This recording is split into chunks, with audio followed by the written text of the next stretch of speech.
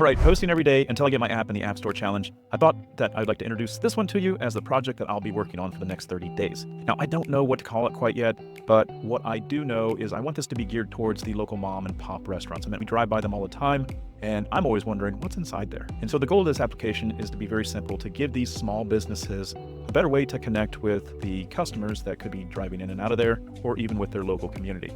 And right now, many restaurants, they struggle with visibility as well as affordability. And when it comes to an online presence, they are lacking in that. So giving the ability to create their own menu, take photos, update the prices, I feel like this would help those types of businesses out. And maybe in the future, since all their information is kept in our database, that it'd be a real simple one-line code snippet for them to be able to put on their website if they have. And that way it would mirror the same menu that is in the app.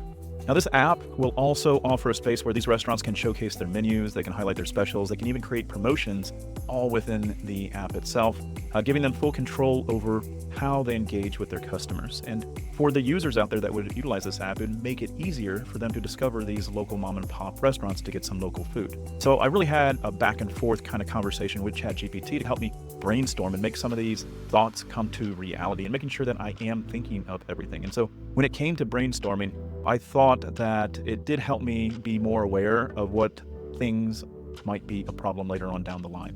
Now, I was getting a little bit angry with ChatGPT towards the end, just because, out of our discussions, we came up with 7 tables that we were going to use, and then I had it create what we call as a DB diagram for me to be able to visualize how are these relationships going to work between the tables, and it kept forgetting 2 of the tables that we talked about. And anyways, I had to change the reasoning model on it, and it finally accepted. So if anybody's interested in seeing my full conversation of the back and forth of ChatGPT, then I'll definitely share that and make it a link for you guys to take a look at.